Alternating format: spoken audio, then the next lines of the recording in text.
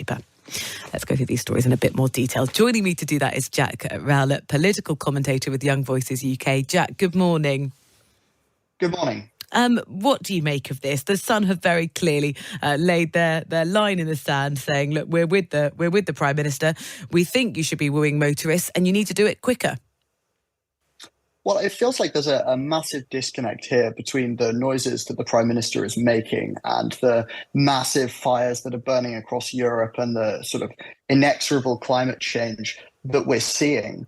I think we are seeing the idea, though, that we can't have net zero with net zero costs, if you like. There are going to be costs involved. I think the real tragedy is that the Tories sat on their hands for so long during the 2010s whilst borrowing costs were low, made very little effort to expand green energy infrastructure or have a serious climate strategy. And now, during this cost of living crisis, we're further on, we've done not enough to deal with climate change, and we're having to deal with those things at a time when costs are going up for so many people.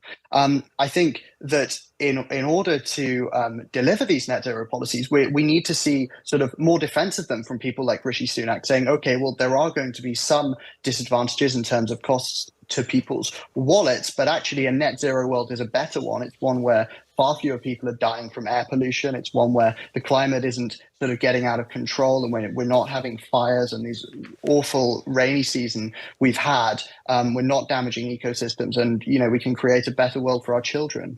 The tension, though, as sort of Terry was laying out there a few minutes ago, is this idea of long-term aims not really working with short-term strategy. Yeah, I think that is possibly the case, and certainly the amount of drivers that there are in the country, it sort of makes sense from one perspective for Rishi Sunak to sort of say he's on the side of motorists. But I think actually they're drawing too big a lesson from their victory in Uxbridge, where obviously there's a lot of focus on ULEZ because that's a very high profile issue in London. I think outside of London, there's not as much focus on those sorts of schemes, and people are more worried about other aspects of the cost of living crisis. And also, if we now change direction and we sort of move away from the current net zero targets and that 2030 target to ban new sales of petrol and diesel cars, we potentially jeopardize the investment we've already secured in places like Somerset, those sort of battery gigafactories. There's been billions of pounds of investment in that sector, and those companies will be looking at the noises Rishi Sunak is making and thinking, well, maybe we should invest elsewhere. I mean, there's some interesting polling that's inside the Times newspaper this morning suggesting that, look, there's actually significant support for the government's net zero target. Apparently 71% of voters who took part in the survey said, yeah, we're in favour. But people were less willing to pay for it. I mean, that's sort of the inevitable problem facing the Prime Minister.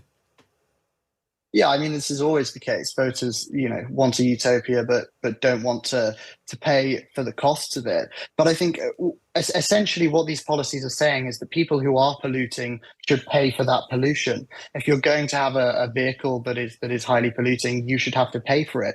And I think that's a good way of managing the tension, because you're saying, well, you still have the choice as an individual. If you want to drive that car, you can. But actually, it's not acceptable that you can contribute to the 36,000 deaths we have in the UK every year from air pollution without having to pay your fair share towards dealing with that.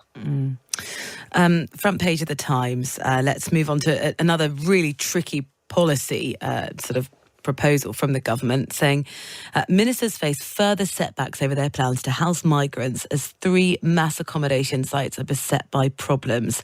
The first thing they're talking about is the Bibi Stockholm barge. They were supposed to accept sort of 25 asylum seekers tomorrow. They don't have approval from the fire service. There are some concerns that it's, quote, a death trap. This problem, where to look after, house these people before they get approval to stay or have their appeals rejected, we don't seem to have a safe place to look after them. No, absolutely. And I think the current policy is the worst of all worlds, really, because the Home Office is behaving in an incredibly cruel manner. We know that asylum seekers are being kept in conditions that aren't safe. We know that there have been outbreaks of diseases like diphtheria and scabies, but also they're actually failing to bring the numbers down as well. So they're not making anyone happy. Well, these barges are supposed to be an answer to the sort of extreme overcrowding that we were talking about this time a year ago when disease was sort of rife. I guess, Jack, what is the policy that would work? Well, I think the rational thing to do is to stop demonizing asylum seekers, to build more housing, and to allow them to work while their applications are being processed, because that way we can ease the burden on the state. We know we need more immigrants and asylum seekers because of our sort of old demographic skew. I don't think that these barges are a solution to the overcrowding problem that's caused those diseases. When we look at this barge that you just mentioned, and it's built to house, I think, about 220 or so people, but they're looking at housing over 500 on it. Well, that looks set to make the overcrowding situation worse, not better. One proposal that potentially might bring in some more money to the government is on the front page of the Daily Telegraph. An additional 50,000 families are set to be dragged into paying inheritance tax. The government, we know, has sort of frozen the threshold previously.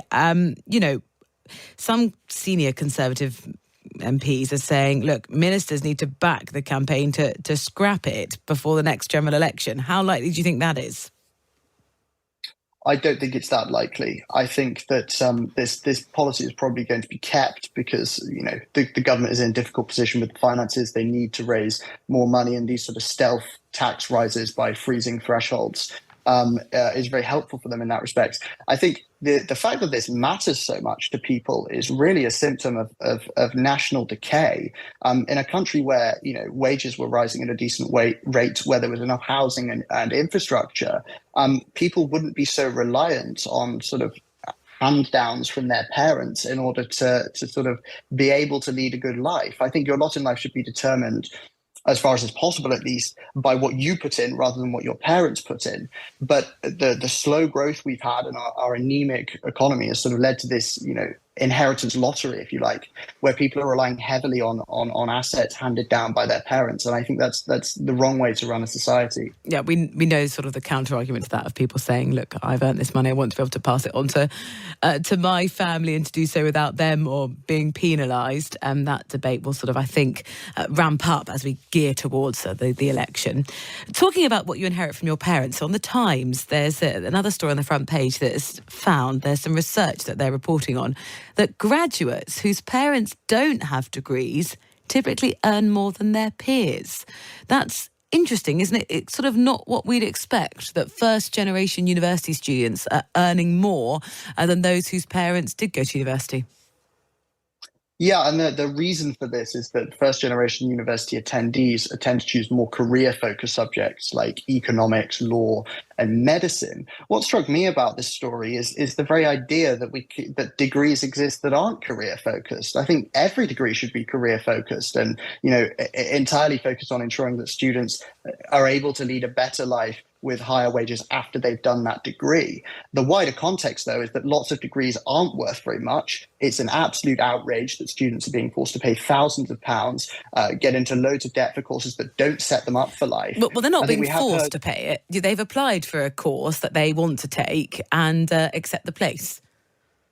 Well, absolutely. Okay, they're not being forced in that sense, but they're being made to pay thousands of pounds for degrees that aren't worth as much as other degrees that cost the same. The market for degrees is totally broken. If you want to do a degree, you essentially have to get into thousands of pounds of debt, no matter what the degree is, no matter how much value it adds to you later down the line. I think every degree should be career focused, and people shouldn't be having to make the choice between sort of potentially having to go to university and spending thousands of pounds on something that doesn't add value to them. And I think we have seen from the government in previous weeks that they want to clamp down on universities that aren't offering value for money. And I think that would be a good thing.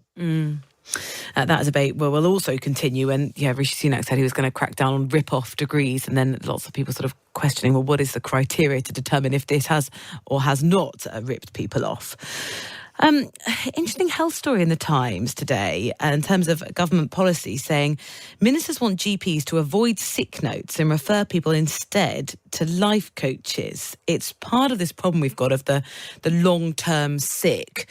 What are the potential proposals, and do you think they're a good idea?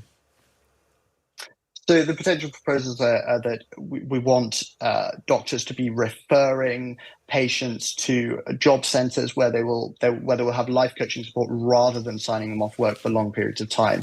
So to sort of sign them off work for a shorter period of time potentially, but to focus on getting them back into work as soon as possible with sort of job centre-like support. I don't think this recognises the fundamental problem, which is that so many people are off sick due to the fact mental health care in this country on the NHS is so poor. Waiting lists are far too long, and they don't allow us to step in early enough and treat mental health conditions before they become really severe. And the same is true of physical health too. I think the reason for this sort of sick note culture we now have is completely inequitable access to the vital mental and physical health care that we need. And until we solve that problem, we're not going to solve the problem of this record 2.5 million people who are not working because of long-term sickness. You say that. The Telegraph are reporting this morning 1 in 4 GPs has private medical insurance because of growing NHS waiting lists. The main reason cited was that the waiting lists were just too long and doctors were unable to take sick days because of the intensity of their work. This is part of the problem, isn't it? Yeah, well, to be honest, I think every rational person in this country would have private medical insurance if they could afford it. Given that there are 7.5 million people on waiting lists, and I don't think it should be stigmatized. I think in a country with a demographic time bomb like ours and our creaking healthcare system, we actually need more people to go private, and we need to be willing to confront this issue and say universal healthcare is enormously important. It should be defended. The government should ensure that it is always there for everyone.